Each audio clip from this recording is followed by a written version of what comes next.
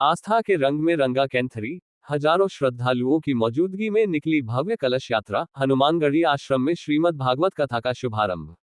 सैंपो news. Dholpur जिले के सैंपो उपखंड के ग्राम कैंथरी स्थित प्राचीन हनुमानगढ़ी आश्रम सोमवार को श्रद्धा, भक्ति और सनातन संस्कृति की अनुपम छटा से सराबोर हो उठा। श्री श्री 1008 श्री शांतिदास महाराज के पावन सान्निध्य में 8 दिवसीय श्रीमद् भागवत कथा का भव्य शुभारंभ हुआ। कथा प्रारंभ होने से पूर्व पूरे गांव में निकाली गई विशाल कलश यात्रा ने धार्मिक उल्लास का अद्भुत दृश्य प्रस्तुत किया। कथा परीक्षित बोहरे देवेश शर्मा कैंथरी एवं श्रीमती मंजू शर्मा ने विधि विधान से पूजन अर्चन कर कलश यात्रा का शुभारंभ कराया। यात्रा में सैकड़ों महिलाओं ने पारंपरिक वेशभूषा में सिर पर कलश धारण कर मंगल गीत गाते हुए भाग लिया। जय श्री राम, राधे राधे और हर हर महादेव के जयघोष से पूरा गांव भक्तिमय वातावरण में डूब गया। ग्रामीणों ने जगह जगह पुष्प वर्षा कर यात्रा का स्वागत किया। हनुमानगढ़ी आश्रम में विराजमान पूज्य सत्यदेव दास जी महाराज की मधुर वाणी से प्रतिदिन श्रीमद् भागवत कथा का रसपान कराया जाएगा। कथा के पहले दिन भगवान की महिमा, धर्म, भक्ति और मानव जीवन के महत्व पर प्रकाश डालते हुए श्रद्धालुओं से धर्म मार्ग पर चलने का संदेश दिया गया। कथा पंडाल में बड़ी संख्या में श्रद्धालुओं की उपस्थिति रही, जिससे पूरा परिसर श्रद्धा और आस्था के रंग में रंगा नजर आया। आयोजन समिति ने बताया कि श्रीमद् भागवत कथा 21 जुलाई से 28 जुलाई तक प्रतिदिन आयोजित होगी। इसके समापन के उपरांत 29 जुलाई को गुरु पूर्णिमा महोत्सव के अवसर पर गुरु पूजन, विशेष धार्मिक कार्यक्रम तथा विशाल भंडारे का आयोजन किया जाएगा। समिति ने सभी श्रद्धालुओं एवं गुरु भक्तों से अधिक संख्या में पहुंचकर धर्मलाभ प्राप्त करने की अपील की है। इस अवसर पर श्रीजी मोटर्स सैंपो के प्रबंधक बोहरे कपिल शर्मा कैंथरी, बोहरे राम शर्मा, बोहरे राम प्रकाश शर्मा, सत्यवीर शर्मा, बोहरे भोलाराम शर्मा, पंकज शर्मा, भगत जी, पूर्व सरपंच सतीश परमार, मुकुंद शर्मा, रजनी शर्मा सहित अनेक गणमान्य नागरिक, ग्रामवासी एवं श्रद्धालु बड़ी संख्या में उपस्थित रहे। विशेष हनुमानगढ़ी आश्रम में निकली भव्य कलश यात्रा और श्रीमद् भागवत कथा के शुभारंभ ने पूरे कैंथरी गांव को आध्यात्मिक उत्सव में बदल दिया। श्रद्धालुओं का उत्साह, महिलाओं की सहभागिता और धर्म के प्रति आस्था ने आयोजन को यादगार और ऐतिहासिक बना दिया। श्री सुखदेव जी के पाद पद्मों में हम बारंबार प्रणाम करते हैं। जिन श्री सुखदेव जी महाराज ने समस्त श्रुतियों का मंथन करके एक सार रूप निकाल लिया, समस्त श्रुतियों का मंथन करके आध्यात्म का एक दीप प्रज्वलित किया। जो साधक ज्ञान के अंधकार में भटकते हुए रास्ता ढूंढ रहे थे पर दिखाई नहीं पड़ रहा था, उन्हें मार्ग दिखाने के लिए सुखदेव जी ने ही ये भागवत का सुंदर दीपक प्रज्वलित कर दिया। अंधकार में भटके हुए जीवों पर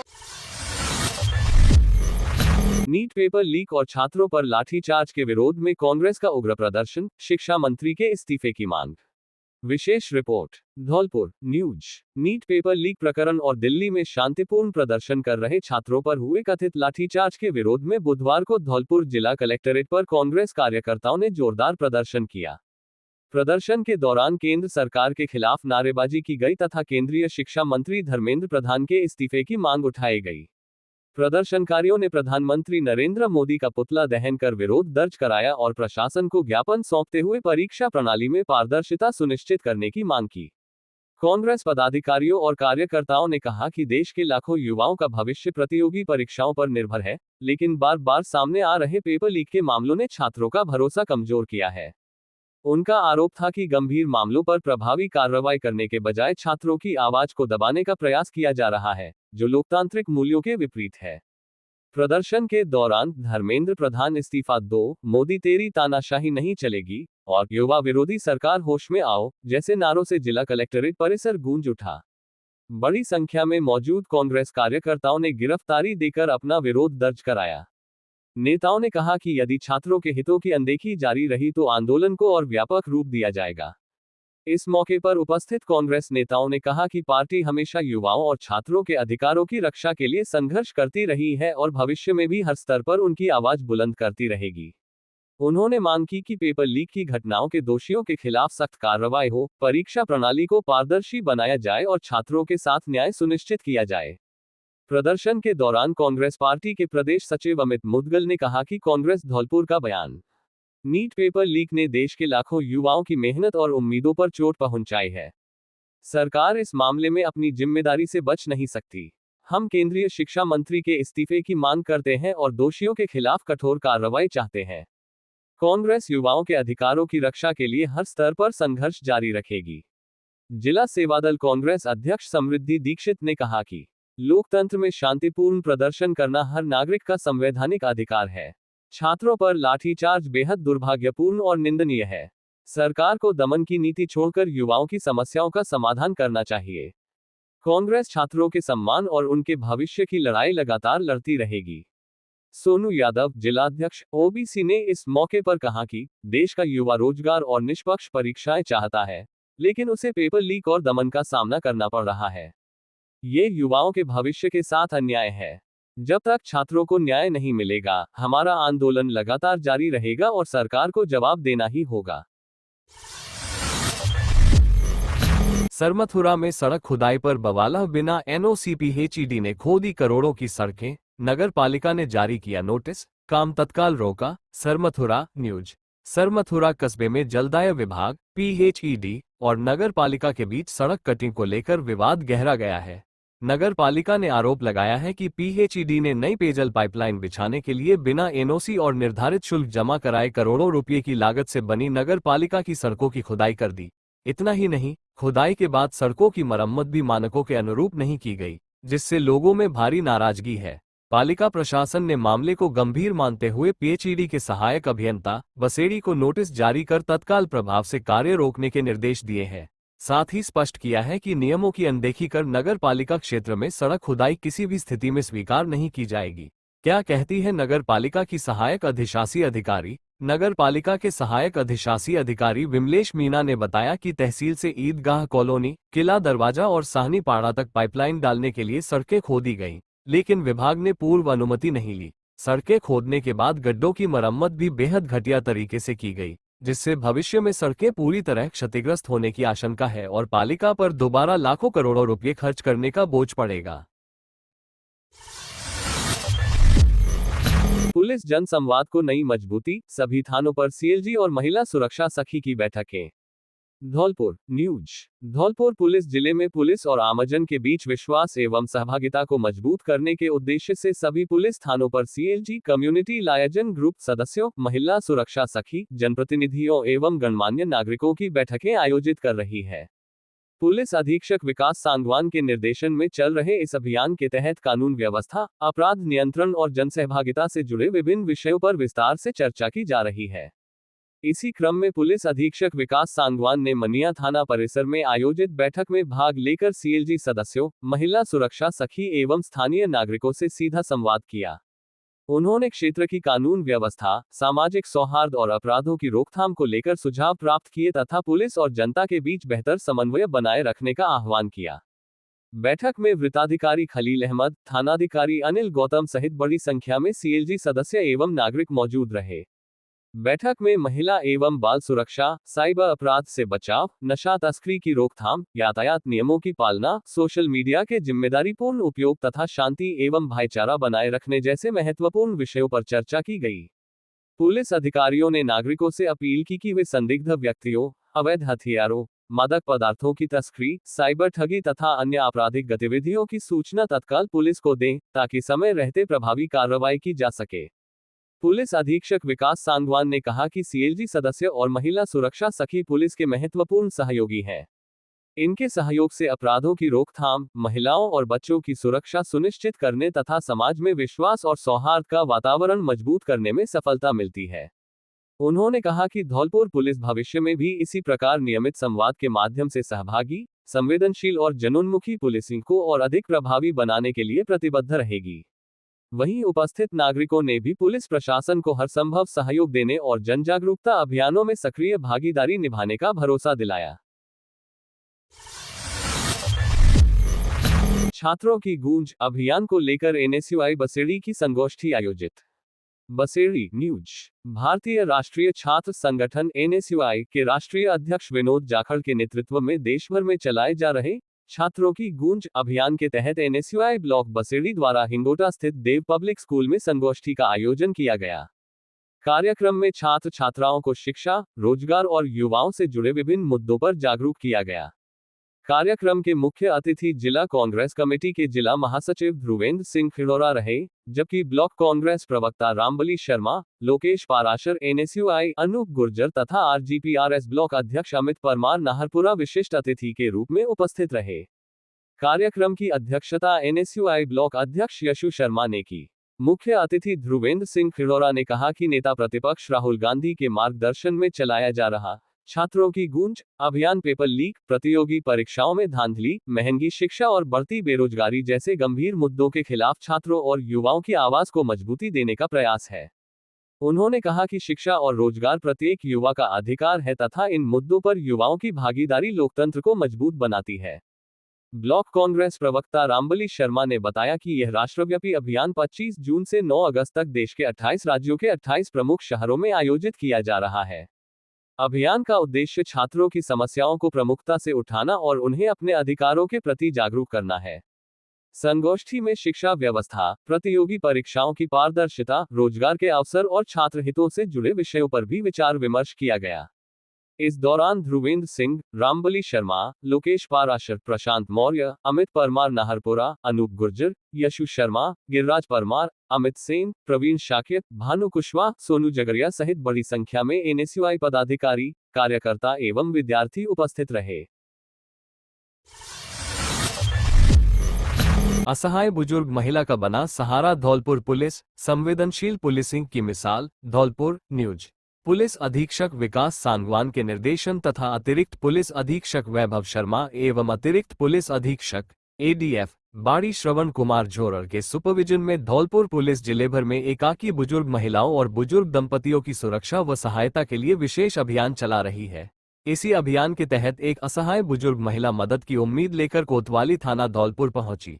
वृद्धावस्था के कारण परेशान महिला की बात थानाधिकारी रामकिशन यादव एवं महिला पुलिसकर्मियों ने धैर्यपूर्वक सुनी, उन्हें भरोसा दिलाया कि धौलपुर पुलिस हर परिस्थिति में उनके साथ है तथा उनकी समस्या के संवेदनशील एवं शीघ्र समाधान के निर्देश दिए। इसके बाद पुलिसकर्मियों ने महिला को सुरक्षित ऑटो से उसके घर तक पहुंचाने की व्यवस्था भी कराई। पुलिस अधीक्षक विकास सांगवान ने कहा कि धौलपुर पुलिस कानून व्यवस्था बनाए रखने के साथ साथ बुजुर्गों, महिलाओं और जरूरतमंद लोगों की सहायता को भी अपनी प्राथमिक जिम्मेदारी मानती है। उन्होंने सभी थाना प्रभारियों को एकाकी बुजुर्गों से नियमित संपर्क बनाए रखने और उनकी सुरक्षा व आवश्यकताओं का विशेष ध्यान रखने के निर्देश दिए हैं। साथ ही आमजन से भी अपील की गई है कि आसपास किसी असहाय या जरूरतमंद बुजुर्ग की जानकारी होने पर तत्काल पुलिस को सूचित करें। हाईवे पर दर्दनाक हादसा, कार की टक्कर से 23 वर्षीय युवक की मौत। 2 साल पहले हुई थी शादी। बाड़ी न्यूज। बाड़ी उपखंड से गुजर रहे हाईवे -11B पर सुनीपुर गांव के पास मंगलवार देर रात तेज रफ्तार वैगनार कार ने बाइक को टक्कर मार दी, जिससे 23 वर्षीय संदीप मीणा की मौत हो गई। वह मार्बल उद्योग में मजदूरी करते थे और रात को बाड़ी से अपने गांव लौट रहे थे। सदर थाना के जांच अधिकारी एसआई विशाल सिंह ने बताया कि हादसा रात करीब 11 से 11:30 बजे के बीच हुआ। सूचना मिलते ही पुलिस मौके पर पहुंची और गंभीर रूप से घायल संदीप को अस्पताल ले जाया गया, जहां डॉक्टरों ने उन्हें मृत घोषित कर दिया। बुधवार को पोस्टमार्टम के बाद शव परिजनों को सौंप दिया गया। पुलिस के अनुसार हादसे के बाद कार चालक वाहन सहित फरार हो गया। सीसीटीवी फुटेज और अन्य साक्ष्यों के आधार पर उसकी तलाश की जा रही है। ग्रामीणों ने बताया कि संदीप मीणा छोटेलाल मीणा के पुत्र थे। उनकी शादी करीब 2 वर्ष पहले हुई थी और उनके पीछे पत्नी व एक छोटा बच्चा है। काम से लौटते समय है इस हादसे से पूरे गांव में शोक का माहौल है। ट्रैक्टर की टक्कर से हेड कांस्टेबल की मौत, हाईकोर्ट ड्यूटी पर जाते समय हुआ हादसा। धौलपुर न्यूज। धौलपुर जिले के राजाखेड़ा थाने में तैनात हेड कांस्टेबल देवेंद्र कुशवाहा की बुधवार को एक दर्दनाक सड़क हादसे में मौत हो गई। वे जयपुर स्थित हाईकोर्ट में विभागीय जवाब प्रस्तुत करने के लिए राजाखेड़ा से धौलपुर होते हुए जयपुर जा रहे थे।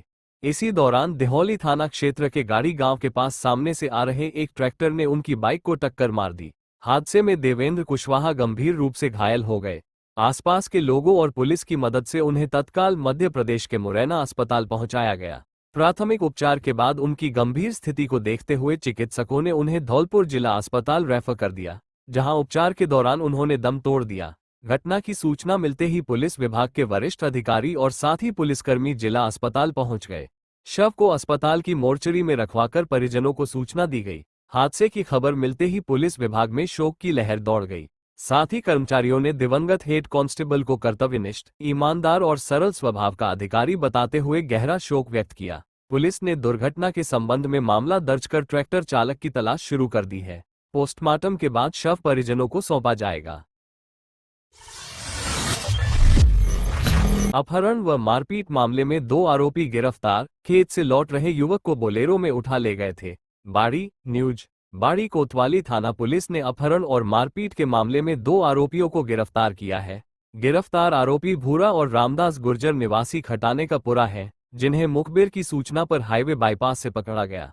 पुलिस के अनुसार 10 जुलाई की रात महाराज बाग कॉलोनी निवासी सचिन गुर्जर खेत से घर लौट रहे थे। सरमथुरा रोड स्थित ट्रांसपोर्ट नगर के पास बोलेरो सवार आरोपियों ने उनके साथ मारपीट कर जबरन गाड़ी में बैठा लिया और खटाने का पुरा ले गए। वहां एक पेड़ से बांधकर दोबारा मारपीट की तथा जान से मारने की धमकी दी।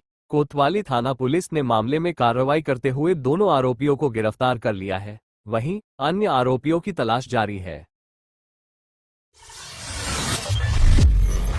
जेवीवीएनएल राजाखेड़ा ने बच्चों को जागरूक कर बनाए बाल विद्युत मित्र राजाखेड़ा न्यूज।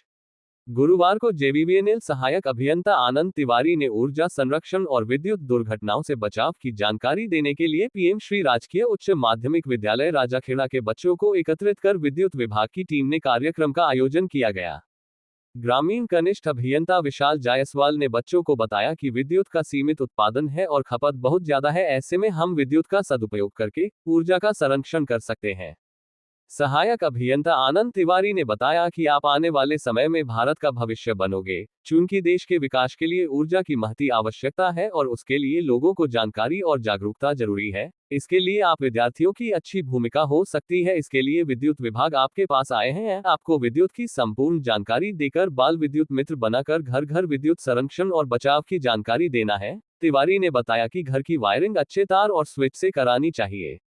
कभी भी विद्युत लाइन के नीचे नहीं चलना चाहिए और न ही लाइन के नीचे कोई भी निर्माण करना चाहिए। बारिश के मौसम में विद्युत पोलों से उचित दूरी बनाकर रखना चाहिए।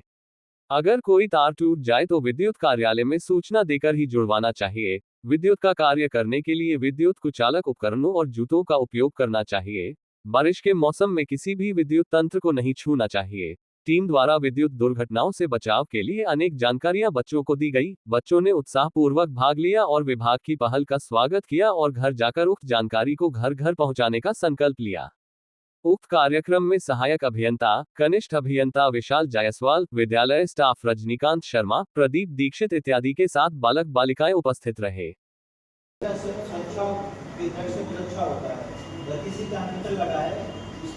फालतू नहीं आएगा, अगर ओवरलोड ये हो रहा है ना तो चलेगा और ओवर ट्रेंडिंग आएगा, तो आप लोग मीटर लगवाना और बिजली का भी करना। सोलर के बारे में सुना होगा, हमारे सुरक्षा के लिए अच्छा होता है, तो आपने आपको समझाना कि सोलर के कनेक्शन मिले, जिससे क्या पॉल्यूशन नहीं होगा और अच्छा रहेगा, बिल भी नहीं आएगा उससे। ये सब चीज़ें कुछ समझ में आई नहीं थी आप लोगों को लाइट से दूर रहना, लोग समझाना है, सतर्क करना लोग, इसीलिए हम लोग आए थे। क्योंकि आप लोग समझोगे तो और लोग समझाओगे। पढ़े लिखे मतलब ये होता है समझदार, तो आप लोग समझदार बनना। और कुछ अगर पूछना हो बताओ और कुछ क्वेरी करना है तो बिजली भी आप कभी आ सकते हो, कभी किस समय हो तो बिजली कराओ। जैसे लाइट हम आपको देते हैं, सप्लाई कैसे होती है, हम लोग काम करते हैं, तो आप लोग समझाने का भी इंटरेस्ट हो तो आप लोग आ जाना स्कूल का नाम लें। और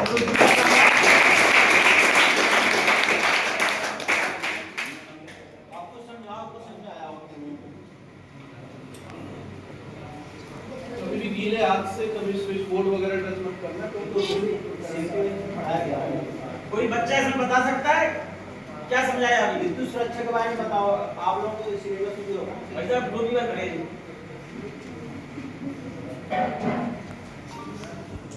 क्या समझाया है साहब? और भाई साहब टीचर जिन्होंने बता दी 2 बात, अब इसके बाद आप बताओ।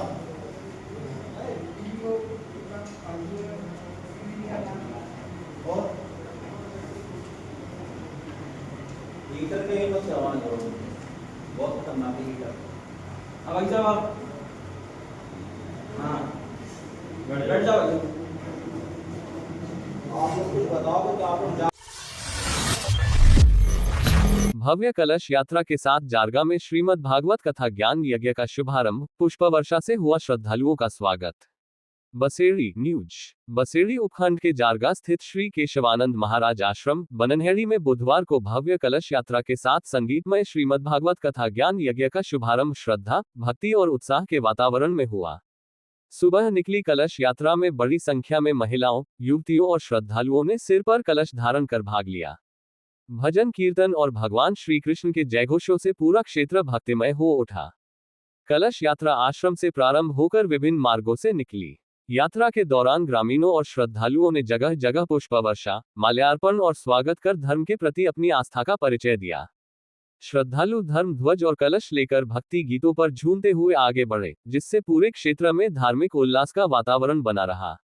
आयोजन समिति के अनुसार 22 जुलाई से 29 जुलाई 2026 तक आयोजित होने वाले इस कथा ज्ञान यज्ञ में श्रीधाम वृंदावन से पधारे प्रसिद्ध कथावाचक आचार्य अंशुल कृष्ण बाजी वाले प्रतिदिन दोपहर 12 बजे से हरि इच्छा तक श्रीमद् भागवत कथा का रसपान कराएंगे। कथा के माध्यम से भगवान श्री कृष्ण की लीलाओं, धर्म, भक्ति और मानव जीवन के आदर्शों का वर्णन किया जाएगा।